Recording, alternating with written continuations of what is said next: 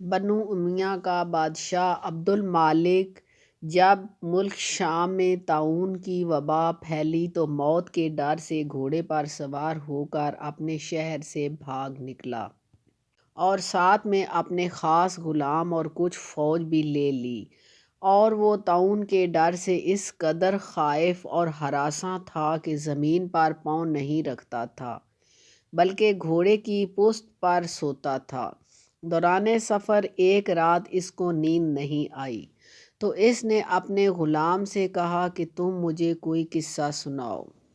تو ہوشیار غلام نے بادشاہ کو نصیحت کرنے کا موقع پا کر یہ قصہ سنایا کہ ایک لومڑی اپنی جان کی حفاظت کے لیے ایک شیر کی خدمت گزاری کیا کرتی تھی، تو کوئی درندہ شیر کی ہیبت کی وجہ سے لومڑی کی طرف دیکھ نہیں سکتا تھا، اور لومڑی نہایت ہی بے خوفی اور اطمینان سے شیر کے ساتھ زندگی بسر کرتی تھی۔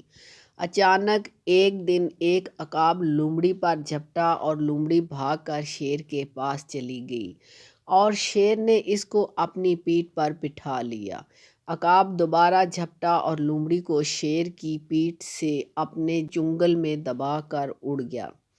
لومڑی چلا چلا کر شیر سے فریاد کرنے لگی تو شیر نے کہا کہ اے لومڑی، میں زمین پر رہنے والے درندوں سے تیری حفاظت کر سکتا ہوں، لیکن آسمان کی طرف سے حملہ کرنے والوں میں سے تجھے نہیں بچا سکتا۔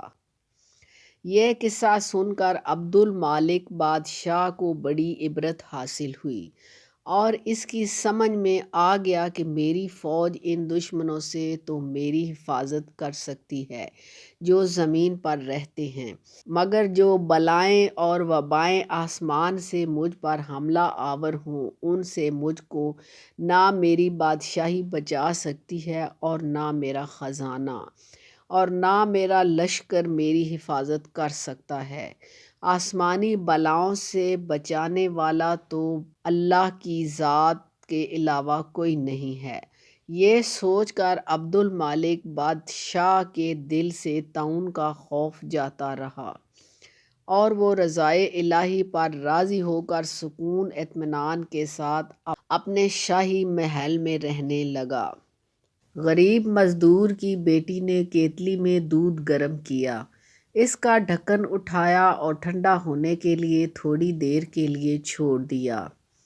تھوڑی دیر بعد آئی، ڈھکن کیتلی پر رکھا، دودھ سے بھری کیتلی اٹھائی اور باہر کی طرف چل دی۔ جاتے جاتے اس کے ہاتھوں سے کیتلی اچانک چھوٹ کر نیچے گری، سارے کا سارا دودھ زمین پر پھیل گیا۔ باپ خاموشی سے ایک طرف بیٹھا یہ منظر دیکھ رہا تھا۔ اس کے ایک دن کی کمائی کے برابر نقصان ہو چکا تھا۔ اس نے آسمان کی طرف نگاہ اٹھائی اور بولا، اے مالک، اس طرح کے چھوٹے بڑے نقصان ہم غریبوں کا مقدر ہی کیوں ہوتے ہیں؟ کیا ہم غریب ہی تجھے نظر آتے ہیں؟ دنیا جہان کی مصیبتیں ہم غریبوں کے لیے ہی ہیں۔ غرض وہ کافی دیر تک اللہ کے سامنے شکوہ کرتا رہا اور پھر خاموش ہو گیا۔ تھوڑی دیر بعد اچانک اس نے عجیب منظر دیکھا۔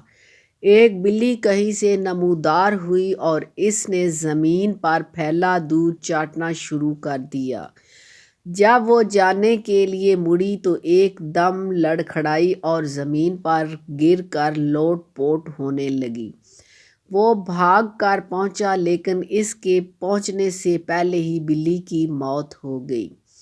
اسے صدمہ ہوا، یقیناً انجانے میں دودھ میں کوئی مہلک چیز شامل ہو گئی تھی۔ اس نے کیتلی کو اندر سے دیکھا تو اس کے اندر ایک چھپکلی مری پڑی تھی۔ اسے خیال آیا کہ اگر یہ دودھ زمین پر نہ گرتا تو کیا ہوتا۔ فوراً رب کی بڑائی کا اسے احساس ہوا، ندامت کے آنسو گرنے لگے۔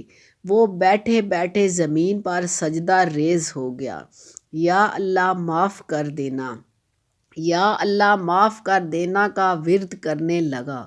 وہ کہہ رہا تھا، تیرے ہر کام میں کوئی نہ کوئی مصلحت پوشیدہ ہوتی ہے، ہم کتنے نادان ہیں کہ چھوٹے سے چھوٹے نقصان پر تقدیر کا گلہ کرنے لگتے ہیں۔